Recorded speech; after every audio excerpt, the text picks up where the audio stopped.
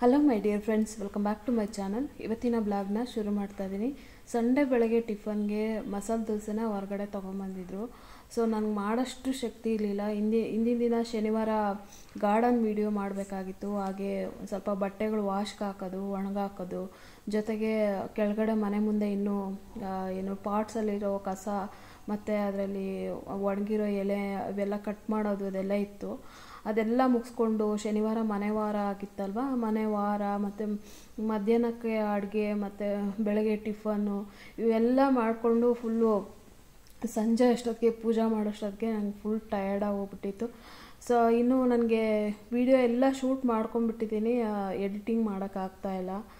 ಬೇಗ ಹೋಗಿ ಒಂದು 10:30 ಅಷ್ಟೊತ್ತಿಗೆ ಎಲ್ಲ ಕೆಲಸ ಮುಗಿಸ್ಕೊಂಡು ಹೋಗಿ ಬೆಡ್ ಮೇಲೆ ತಲೆ ಇಟ್ಟಿದ್ದಷ್ಟೇ, ಬೇಗನೆ ನಿದ್ದೆ ಹೋಗ್ಬಿಟ್ಟೆ. ಎಡಿಟಿಂಗ್ ಮಾಡೋಣ ಅಂತ ಇಟ್ಕೊಂಡೆ, ಎಡಿಟಿಂಗ್ ಮಾಡೋಕ್ಕಾಗಲೇ ಇಲ್ಲ. ನಿದ್ದೆಗಣ್ಣಲ್ಲಿ ಅಲ್ಲೇ ಕೆಳಗೆ ಹಾಕ್ಬಿಟ್ಟು ಎಡಿಟಿಂಗ್ ಮಾಡೋಕ್ಕಾಗಲಿಲ್ಲ. ಹಾಗಾಗಿ ಸಂಡೇ ಬೆಳಗ್ಗೆ ಬೇಗ ಒಂದು 6 ಗಂಟೆಗೆ ಎದ್ದೆ. ಯೂಶ್ವಲಿ ನಾನು ಸಂಡೇ 6 ಗಂಟೆಗೆಲ್ಲ ಎದ್ದಾಳಲ್ಲ, ಒಂದು 7 ಗಂಟೆ 7:15 ಎದ್ದಾಳ್ತಾ ಇದ್ದೆ. ಬಟ್ ಎಡಿಟಿಂಗ್ ಇತ್ತಲ್ವ, ವಾಯ್ಸ್ ಓವರ್ ಕೊಡಬೇಕಾಗಿತ್ತು, ಎಡಿಟಿಂಗ್ ಇತ್ತು. ಹಾಗಾಗಿ ಬೇಗನೆ ಎದ್ದು ಎಡಿಟಿಂಗ್ ಮಾಡಿ ಅಪ್ಲೋಡ್ ಮಾಡಿದೆ ವಿಡಿಯೋನ ಸಂಡೇ.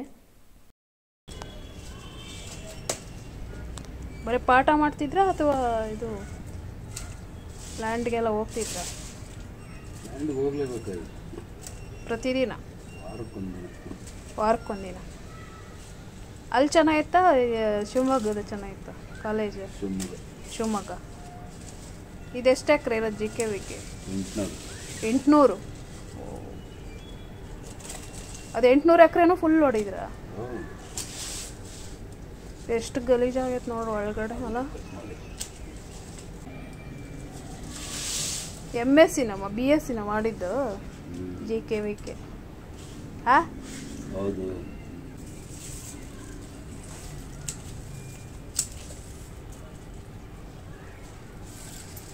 ಸಂಡೇ ಬೆಳಿಗ್ಗೆ ಒಂದು 10 ಗಂಟೆಗೆ ವಿಡಿಯೋ ಹಾಕ್ತೀನಿ ಅಂತ ಹೇಳಿದ್ದೆ, ಆದರೂ 10:30 ಆಯಿತು. ಯಾಕೆ ಅಂತಂದರೆ ಸಾಟರ್ಡೆ ಬೆಳಗ್ಗೆಯಿಂದ ಸಂಜೆ ತನಕನೂ ಅದೆಷ್ಟೊಂದು ಕೆಲಸಗಳು, ಟಯರ್ಡ್ ಆಗಿತ್ತು ಅಂತಂದರೆ ಹೇಳೋಕ್ಕಾಗಲ್ಲ, ಅಷ್ಟು ಸುಸ್ತಾಗಿತ್ತು ನನಗೆ.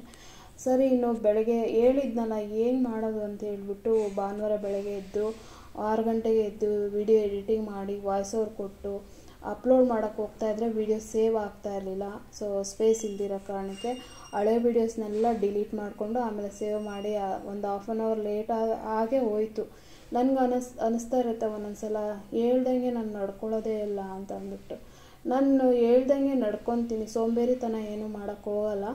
ಆದರೆ ಈ ಮನೆ ಕೆಲಸಗಳು ಗೊತ್ತಲ್ಲ, ಎಲ್ಲ ಗೃಹಿಣಿಯರಿಗೂ ಒಂದಿಬ್ಬರು ಮಕ್ಕಳು ಮತ್ತು ಗಂಡ ಹೆಂಡತಿ ಇದ್ದಾರೆ ಅಂದರೆ ಗೊತ್ತಾಗುತ್ತೆ ಅದೆಷ್ಟು ಕೆಲಸಗಳಿರುತ್ತೆ ಮನೆಯಲ್ಲಿ ಅಂತ.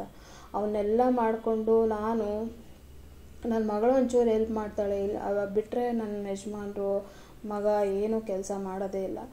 ಆಲ್ಮೋಸ್ಟ್ ಕೆಲಸಗಳು ನಾನು ತರಕಾರಿ ತರೋದ್ರಿಂದ ಇರ್ಬೋದು, ಗ್ರಾಸರಿ ತರೋದ್ರಿಂದ ಇರ್ಬೋದು, ಇಷ್ಟು ದೊಡ್ಡ ಮನೆ ಇಷ್ಟು ಕ್ಲೀನಾಗಿ ಮಾಡ್ಕೋಬೇಕಂದ್ರೆ ಅದರಿಂದ ಎಷ್ಟು ಆಯಾಸ ಇರುತ್ತೆ, ದೇಹ ಎಷ್ಟು ದಂಡಿರುತ್ತೆ ಅಂತ ನಿಮ್ಮೆಲ್ಲರಿಗೂ ಅರ್ಥ ಆಗುತ್ತೆ ಅಂತ ಅಂದ್ಕೊತೀನಿ.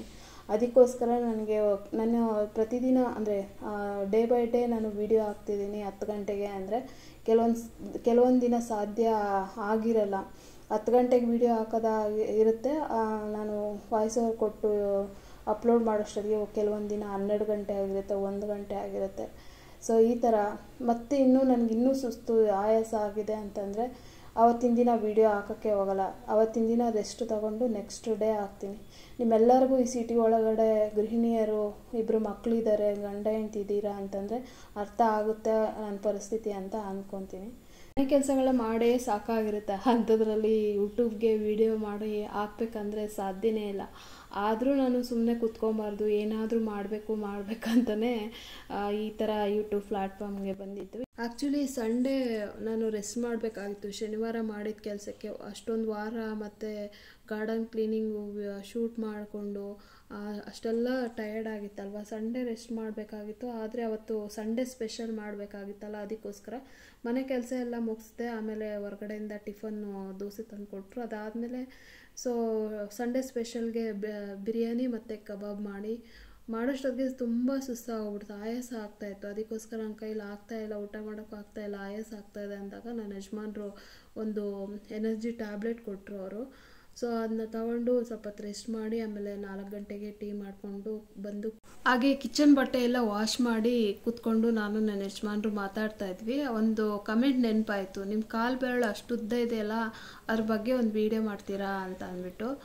ಆವಾಗ ಹಾಗೆ ಈ ಕಾಲು ಬಗ್ಗೆನೂ ನೋಡ್ತಾ ಇರ್ಬೋದು. ಅವಾಗ ಗಾಯ ಆಗಿತ್ತಲ್ಲ ಫ್ರೆಂಡ್ಸ್, 4 ಸ್ಟಿಚ್ಚು, ಅದೆಷ್ಟು ಕಷ್ಟ ಅನುಭವಿಸಿದ್ದೇನೆ ಅಂದರೆ ಇವಾಗ ಪರವಾಗಿಲ್ಲ ಇದು.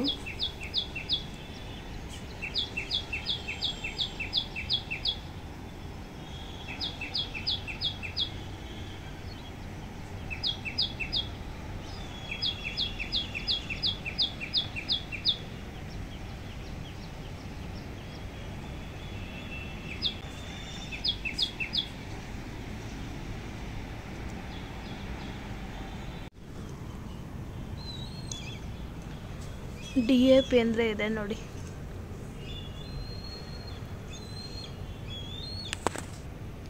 ಎಲೆ ಚಿಗುರು ಚೆನ್ನಾಗಿ ಬರುತ್ತೆ ಇದನ್ನು DAP ಹಾಕೋದ್ರಿಂದ.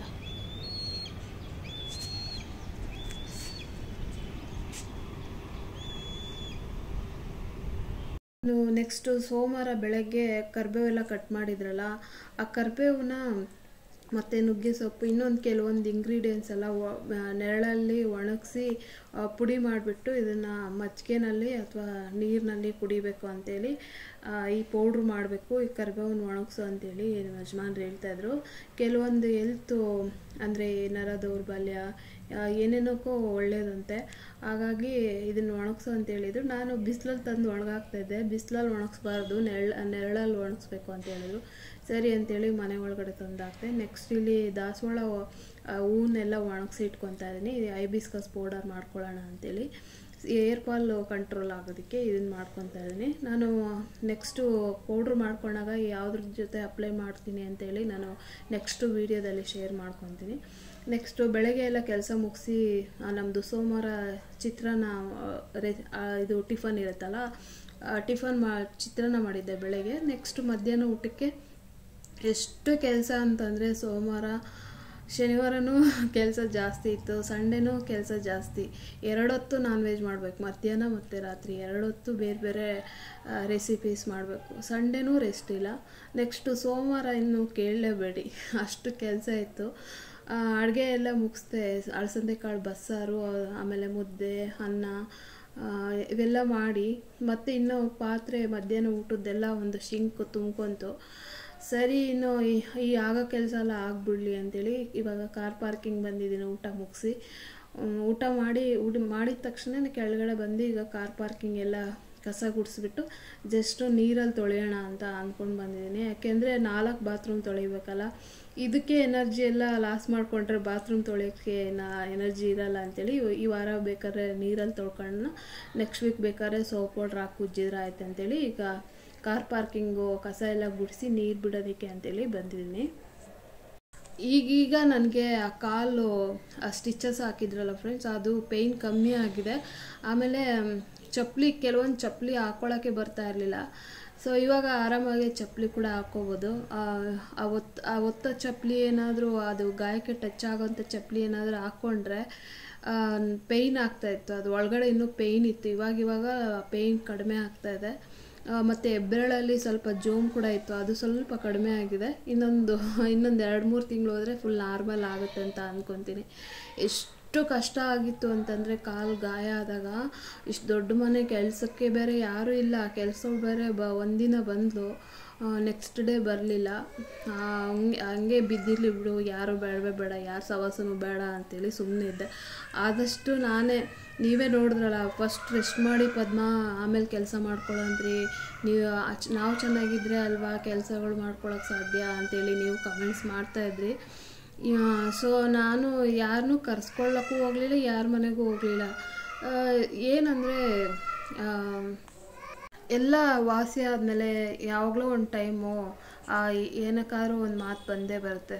ಅವಾಗೆಲ್ಲ ಕಷ್ಟ ಬಂದಾಗ ನಾವು ಬೇಕಾಗಿತ್ತು, ಇವಾಗ ಯಾಕೆ ಬೇಕು ಅಂತೆಲ್ಲ ಮಾತು ಬರುತ್ತೆ ಅಂತ ಅಂದ್ಬಿಟ್ಟು ಎಷ್ಟೇ ಕಷ್ಟ ಆದರೂ ಪರವಾಗಿಲ್ಲ, ನಾನು ಒಂದು ರೈಸ್ ಮಾಡಿದ್ರೆ ನನ್ನ ಯಜಮಾನ್ರು ಸಾಂಬಾರು ತರ್ತಾರೆ ಬಿಡು, ತಿನ್ಕೊಂಡು ಹೇಗೋ ಕಾಲ ಹಾಕೋಣ ಅಂತೇಳಿ ಯಾರ ಹತ್ರ ಹೋಗಲ್ಲ, ಯಾರನ್ನೂ ಕರೆಸ್ಕೊಳ್ಳಿಲ್ಲ ನಾನು. ನನಗೆ ನಾನೇ ಕಷ್ಟ ಪಟ್ಕೊಂಡು ಆದಷ್ಟು ಕೆಲಸಗಳನ್ನ ಮಾಡಿಕೊಂಡು ಇವತ್ತೇನೋ ನಮ್ಮ ಕಷ್ಟ ಅಂತ ಹೋದ್ವಿ, ಆಮೇಲೆ ಇನ್ನೊಂದು ದಿನ ಮಾತು ಬಂದಾಗ ಹೇಗಿರುತ್ತೆ ಸಿಚುವೇಶನ್ ಅಂತೇಳಿ ಎಲ್ಲೂ ಹೋಗಲಿಲ್ಲ, ಯಾರನ್ನೂ ಕರೆಸ್ಕೊಳ್ಳಿಲ್ಲ ನಾನು. ಆದಷ್ಟು ಸ್ವಲ್ಪ ಈ ಥರ ಅವಾಯ್ಡ್ ಮಾಡ್ಕೊಂಡಿದ್ರೆ ಯಾವ ಮಾತುಗಳು ಬರಲ್ಲ ಅಂತೇಳಿ ಯಾರನ್ನೂ ಕರ್ಸ್ಕೊಳಕ್ಕೆ ಹೋಗಲಿಲ್ಲ, ಎಲ್ಲೂ ಹೋಗೋಕ್ಕೆ ಹೋಗಲಿಲ್ಲ ಫ್ರೆಂಡ್ಸ್.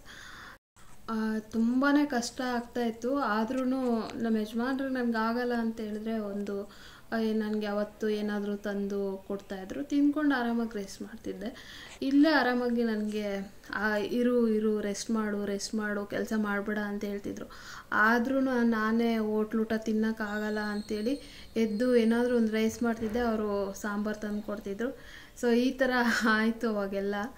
ಸದ್ಯ ಎಲ್ಲೂ ಹೋಗಲಿಲ್ಲ ನಾನು, ಇಲ್ಲೇ ಇರಬೇಕು, ಇವ್ರ ಹತ್ರನೇ ಇರಬೇಕು, ಯಾರಿಂದನೂ ಒಂದು ಮಾತು ಕೇಳಬಾರ್ದು. ನೆಕ್ಸ್ಟು ನಮಗೆ ನೋಡ್ಕೊಂಡ್ಮೇಲೆ ಒಂದು ಮಾತು ಬರುತ್ತಲ್ವಾ ಯಾವತ್ತಾದ್ರೂ ಒಂದಿನ ಅಂತೇಳಿ ಆ ರೀಸನ್ಗೆ ನಾನು ಎಲ್ಲೂ ಹೋಗಲಿಲ್ಲ, ಕರೆಸ್ಕೊಳ್ಳಿಲ್ಲ. ನೆಕ್ಸ್ಟು 4 ಬಾತ್ರೂಮ್ ಎಲ್ಲ ವಾಶ್ ಮಾಡಿ ಅದಾದಮೇಲೆ ತಲೆ ಸ್ನಾನ ಮಾಡ್ಕೊಂಬಂದು ಶಿಂಕ್ ತುಂಬ ತುಂಬ್ಕೊಬಿಟ್ಟಿತ್ತು ಪಾತ್ರೆ ಎಲ್ಲ, ಅವನ್ನೆಲ್ಲ ಇವಾಗ ಒಂದು ಟಬ್ಬು ಪಾತ್ರೆ ಎಲ್ಲ ವಾಶ್ ಮಾಡಿ ನೆಕ್ಸ್ಟು ಇವಾಗ ABC ಜ್ಯೂಸ್ ಮಾಡೋಣ ಅಂಥೇಳಿ ಬೆಳಗ್ಗೆ ಎದ್ದಿದ ತಕ್ಷಣ ನನಗೆ ಇವೆಲ್ಲ ಮಾಡ್ಕೊಂಡು ಕುಡಿಯೋಷ್ಟು ಪೇಷನ್ಸ್ ಇರೋಲ್ಲ, ಅದಕ್ಕೋಸ್ಕರ ರಾತ್ರಿನೇ ಮಾಡ್ತಾಯಿದ್ದೀನಿ. ಸ್ವಲ್ಪ ಬಾಡಿಗೆ ಎನರ್ಜಿ ಇರುತ್ತೆ, ಸ್ಕಿನ್ ರಿಲೇಟೆಡ್ಡು ಕೂಡ ಚೆನ್ನಾಗಿರುತ್ತೆ ಅಂಥೇಳಿ ಇದು ಬೀಟ್ರೂಟು ಮತ್ತು ಚಿಕ್ಕದೊಂದು ಬೀಟ್ರೂಟು, ಒಂದು ಕ್ಯಾರೆಟು, ಒಂದು ಆ್ಯಪಲ್ ಹಾಕಿ ಇವಾಗ ABC ಜ್ಯೂಸ್ ಮಾಡ್ತಾಯಿದ್ದೀನಿ. ಬೆಳಗ್ಗೆ ಎದ್ದ ತಕ್ಷಣ ಕುಡಿಬೋದು, ಕಾಫಿ ಕುಡಿಯೋದಕ್ಕೆ ಮುಂಚೆ ಇದನ್ನು ಕುಡಿಬೋದು ಅಂಥೇಳಿ. ಸೊ ಇದನ್ನು ಇವಾಗ ಬೀಟ್ರೂಟ್ ABC ಜ್ಯೂಸನ್ನ ಮಾಡ್ತಾಯಿದ್ದೀನಿ ಫ್ರೆಂಡ್ಸ್. ಇದೆಲ್ಲ ಮಾಡಿ ಊಟ ಎಲ್ಲ ಮುಗಿಸಿ ಪಾತ್ರೆ ಎಲ್ಲ ತೊಳೆದಿತ್ತು, ಆಮೇಲೆ ಗ್ಯಾಸ್ ಎಲ್ಲ ಒರೆಸಿ ABC ಜ್ಯೂಸ್ ಮಾಡಿ ಆಮೇಲೆ ಅದನ್ನು ಶೋಧಿಸಿ ಫ್ರಿಜ್ಜಲ್ಲಿ ಇಟ್ಟೆ. ಆವಾಗ ಮಾಡುವಾಗ ನಮ್ಮ ಯಜಮಾನ್ರು ಬಂದು ಕೊಡು ಹೆಂಗಿದೆ ಟೇಸ್ಟ್ ನೋಡ್ತೀನಿ ಅಂತೇಳಿ ಒಂದು ಸ್ವಲ್ಪ ಕುಡಿದ್ರು, ಚೆನ್ನಾಗಿದೆ ಅಂತೇಳಿ. ಸಕ್ಕರೆನೇ ಹಾಕಿಲ್ಲ ಅಂತೇಳಿದ್ರು. ಸಕ್ಕರೆ ಏನಕ್ಕೆ, ಹೆಲ್ತ್ಗೆ ಒಳ್ಳೇದಲ್ಲ, ಸಕ್ಕರೆ ಹಾಕೋಂಗಿಲ್ಲ, ಸಕ್ಕರೆ ಹಾಕಬೇಕು ಅಂತ ಇದ್ದರೂ ಕೂಡ ನಾನು ಹಾಕ್ಕೊಳ್ಳೋದಿಲ್ಲ, ನನಗೆ ಸಕ್ಕರೆ ಇಷ್ಟ ಇಲ್ಲ ಅಂತ ಹೇಳ್ತಿದ್ದೆ. ನೆಕ್ಸ್ಟ್ ಇವಾಗ ಗ್ರೈಂಡ್ ಮಾಡಿಕೊಂಡು ಈಗೆಲ್ಲ ಶೋಧಿಸ್ತಾ ಇದ್ದೀನಿ. ಒಂದು ಸಲ ಗ್ರೈಂಡ್ ಮಾಡಿಕೊಂಡು ಶೋಧಿಸಿ ಅದಾದಮೇಲೆ ಮತ್ತೆ ನೀರು ಹಾಕಿ ಇನ್ನೊಂದು ಸಲ ರುಬ್ಕೊತೀನಿ. ಇನ್ನೊಂದು ಸ್ವಲ್ಪ ತರಿಯಾಗಿರುತ್ತಲ್ವ, ಇನ್ನೂ ರಸ ಇರುತ್ತೆ ಅದರಲ್ಲಿ. ಆಮೇಲೆ ಗ್ರೈಂಡ್ ಮಾಡ್ಕೊಂಡು ಮತ್ತೆ ಇನ್ನೊಂದಷ್ಟು ನೀರು ಹಾಕಿ ನೆಕ್ಸ್ಟು ಸೋಸ್ಕೊಂಡ್ರೆ ಅಲ್ಲಿಗೆ ಸರಿ ಹೋಗುತ್ತೆ. ಇನ್ನು ತೊಗೊಂಡೋಗ್ಬಿಟ್ಟು ನಾನು ಗಿಡಗಳಿಗೆ ಹಾಕ್ಕೊತೀನಿ, ಬಿಸಾಕೋದು ಡಸ್ಟ್ಬಿನ್ಗೆಲ್ಲ ಏನು ಹಾಕಲ್ಲ. ಗಿಡಗಳಿಗೆ ಹಾಕೋದ್ರಿಂದ ಅದು ಏನು ಗೊಬ್ಬರ ಆಗುತ್ತಲ್ವ, ಅದಕ್ಕೋಸ್ಕರ. ಆಮೇಲೆ ಅದನ್ನು ನಾವು ಸ್ಕಿನ್ಗೂ ಕೂಡ ಹಚ್ಕೊಬೋದು. ನನಗಂತೂ ಎಷ್ಟೊತ್ತಿಗೆ ಇದನ್ನು ಶೋಧಿಸಿ ಹೋಗಿ ಮಲ್ಕೊತೀನಪ್ಪ ಅನ್ನೋಷ್ಟು ಟಯರ್ಡ್ ಆಗಿತ್ತು. ನೋಡ್ತಾ ಇದ್ದೀರಲ್ಲ, ಸಾಟರ್ಡೇ ಎಷ್ಟು ಕೆಲಸ ಇತ್ತು, ಸಂಡೇ ಎಷ್ಟು ಕೆಲಸ, ಸೋಮವಾರ ಎಷ್ಟು ಕೆಲಸ, ಇನ್ನು ಯಾವ ಇದರಿಂದ ನಾನು ಮಂಗಳವಾರ ವೀಡಿಯೋ ಹಾಕ್ಲಿ ಹೇಳಿ. ಆ್ಯಕ್ಚುಲಿ ನೆನ್ನೆ ವೀಡಿಯೋ ಹಾಕಬೇಕಾಗಿತ್ತು. ಸೊ ಇಷ್ಟು ಕೆಲಸಗಳು ಮಾಡೋದ್ರಿಂದನೇ ಫ್ರೆಂಡ್ಸ್ ನನಗೆ ಎಡಿಟಿಂಗು ವಾಯ್ಸ್ ಓವರ್ ಕೊಡೋಕ್ಕೆ ಸಾಧ್ಯ ಆಗಲ್ಲ. ನನಗೆ ರೆಸ್ಟ್ ಮಾಡಿಕೊಂಡು ಮನೆ ಕೆಲಸ ಮಾಡಿಕೊಂಡು ಅದಾದಮೇಲೆ ನೆಕ್ಸ್ಟ್ ಡೇ ವೀಡಿಯೋನ ಹಾಕ್ತಾ ಇರ್ತೀನಿ. ಅಂದರೆ ಡೇ ಬೈ ಡೇ ವೀಡಿಯೋ ಹಾಕ್ಬೇಕಾಗಿರುತ್ತಲ್ವ, ಅವತ್ತೇನು ಆಗಲಿಲ್ಲ ಅಂತಂದರೆ ನೆಕ್ಸ್ಟ್ ಡೇ ಹಾಕ್ತೀನಿ ರೆಸ್ಟ್ ಮಾಡಿಕೊಂಡು. ಸೊ ಇದು ನನ್ನ ಪರಿಸ್ಥಿತಿ. ನಿಮ್ಮೆಲ್ಲರಿಗೂ ಅರ್ಥ ಆಗಿದೆ ಇವಾಗ ಅಂತ ಅಂದ್ಕೊತೀನಿ. ಕೆಲವರು ಇವರೇನು ಕರೆಕ್ಟ್ ಸ್ವಲ್ಪ ಬೆಳೆದ ಮೇಲೆ ಕರೆಕ್ಟ್ ಟೈಮ್ಗೆ ವೀಡಿಯೋ ಹಾಕಲ್ಲ, ಕರೆಕ್ಟ್ ಟೈಮ್ಗೆ ಅಂದರೆ ಟೈಮ್ ಸರಿಯಾಗಿ ವೀಡಿಯೋ ಬರೋಲ್ಲ ಅಂತ ಅಂದ್ಕೊಳ್ಳೋರಿಗೆ ಈ ವಿಡಿಯೋ ನೋಡಿದ್ರೆ ಅರ್ಥ ಆಗುತ್ತೆ ಅಂತ ಅಂದ್ಕೊತೀನಿ. ಸೊ ಇನ್ನು ನೆಕ್ಸ್ಟ್ ಇವಾಗ ಇದನ್ನೆಲ್ಲ ಶೋಧಿಸಿ ಫ್ರಿಜ್ಜೆಲ್ಲ ಇಟ್ಬಿಟ್ಟು ಹೋಗಿ ಮಲ್ಕೊಂಡೆ. ಮಂಗಳವಾರ ಬೆಳಗ್ಗೆ ಇನ್ನೂ ಎಡಿಟಿಂಗ್ ಆಗಿರಲಿಲ್ಲ, ಎಡಿಟಿಂಗ್ ಮಾಡಿ ವಾಯ್ಸ್ ಓವರ್ ಕೊಟ್ಟು ಅಪ್ಲೋಡ್ ಮಾಡೋಣ ಅಂದ್ಕೊಂಡ್ರೆ ನನಗೆ ಶಕ್ತಿ ಇರಲಿಲ್ಲ. ತುಂಬ ಅಂದರೆ ತುಂಬಾ ಟಯರ್ಡ್ ಆಗಿತ್ತು. ಅದಕ್ಕೋಸ್ಕರನೇ ಫ್ರೆಂಡ್ಸ್ ನೆನ್ನೆ ಮಂಗಳವಾರ ವೀಡಿಯೋ ಹಾಕಲಿಲ್ಲ.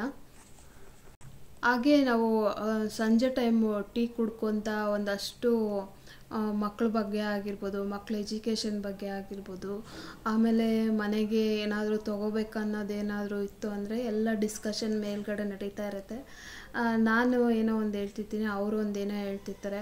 ಈ ಥರ ಇಷ್ಟಿಷ್ಟು ಖರ್ಚಾಗುತ್ತೆ, ಅಷ್ಟು ಖರ್ಚಾಗುತ್ತೆ ಅಂತ ಹೇಳ್ಬಿಟ್ಟು ಹೇಳ್ತಾ ಇರ್ತಾರೆ ಅವರು.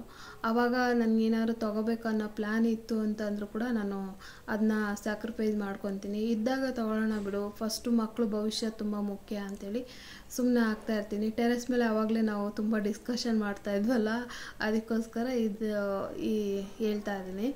ಮಳೆಗಾಲ ಬಂತು ಅಂತಂದರೆ ಈ ವೈರಲ್ ಫೀವರು ಮತ್ತು ನೆಗಡಿ, ಗಂಟ್ಲಲ್ಲೆಲ್ಲ ಇರ್ಚಿಂಗು ಇದೆಲ್ಲ ಆಗ್ತಾ ಇರುತ್ತೆ.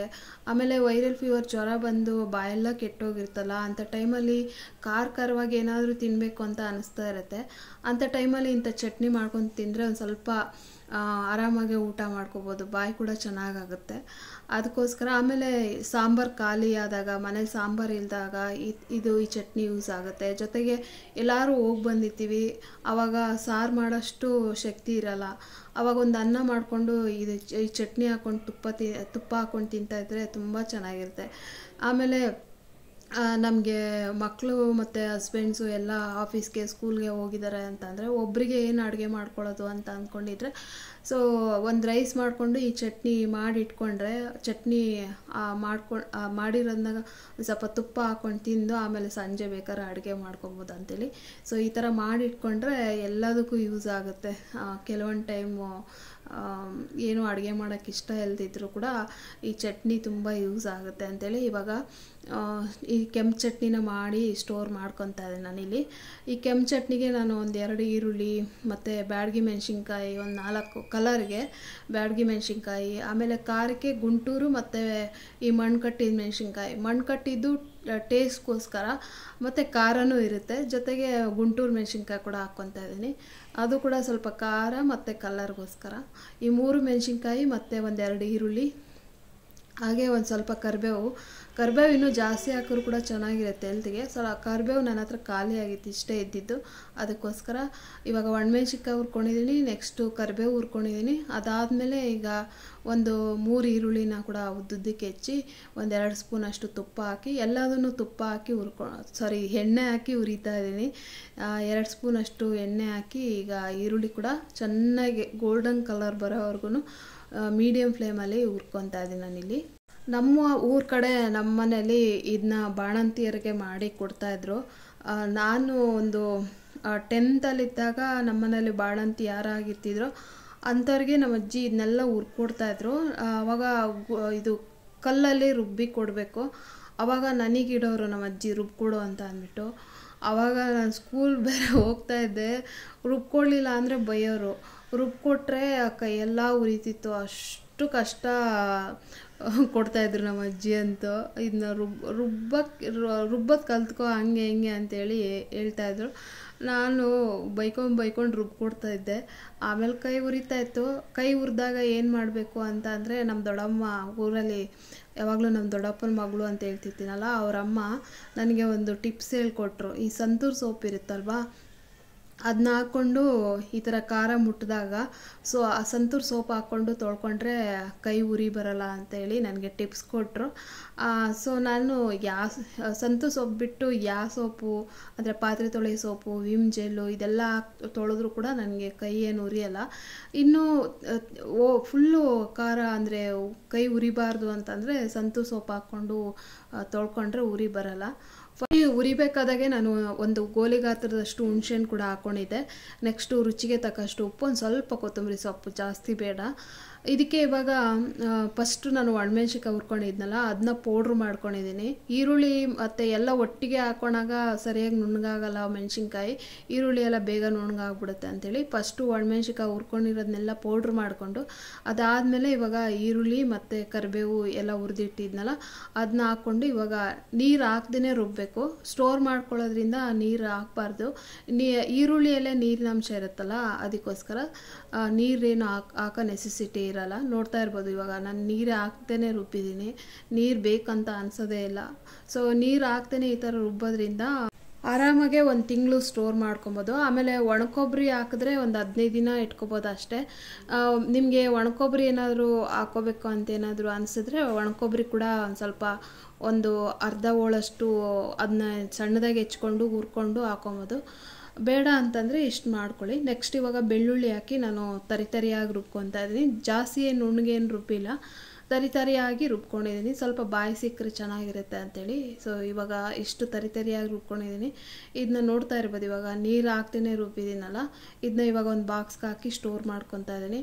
ಈ ಚಳಿಗಾಲದಲ್ಲಿ ಸ್ವಲ್ಪ ಖಾರವಾಗಿ ತಿನ್ನಬೇಕು ಅನಿಸ್ತಾ ಇರುತ್ತಲ್ವ, ಅಂಥ ಟೈಮಲ್ಲಿ ಒಂದು ಸ್ವಲ್ಪ ಅನ್ನ, ಈ ಚಟ್ನಿ ಮತ್ತು ತುಪ್ಪ ಹಾಕ್ಕೊಂಡು ತಿಂದರೆ ಎಷ್ಟು ಚೆನ್ನಾಗಿರುತ್ತೆ ಗೊತ್ತಾ. ಸೊ ಬಾಣಂತಿ ಚಟ್ನಿ ನಮ್ಮೂರಲ್ಲಿ ಇದು. ಸೊ ಇವಾಗ ನಾನು ಫ್ರಿಜ್ಜಲ್ಲಿ ಸ್ಟೋರ್ ಮಾಡ್ಕೊತಾ ಇದ್ದೀನಿ. ಸೊ ಇವತ್ತಿನ ಬ್ಲಾಗ್ ಇದಾಗಿತ್ತು ಫ್ರೆಂಡ್ಸ್. ಇವತ್ತಿನ ಬ್ಲಾಗ್ ನಿಮ್ಮೆಲ್ಲರಿಗೂ ಇಷ್ಟ ಆಗಿದೆ ಅಂತ ಅಂದ್ಕೊತೀನಿ. ಇಷ್ಟ ಆಗಿದ್ದರೆ please like, share, comment and subscribe to my channel. ಹೊಸದಾಗಿ ಏನಾದರೂ ಚಾನಲ್ ನೋಡ್ತಾ ಇದ್ದರೆ ಸಬ್ಸ್ಕ್ರೈಬ್ ಮಾಡ್ಕೊಂಡು ನೋಡಿ. Thank you for watching my video. Next ವೀಡಿಯೋದಲ್ಲಿ ಸಿಗೋಣ. ಅಲ್ಲಿವರೆಗೂ ಬಾಯ್.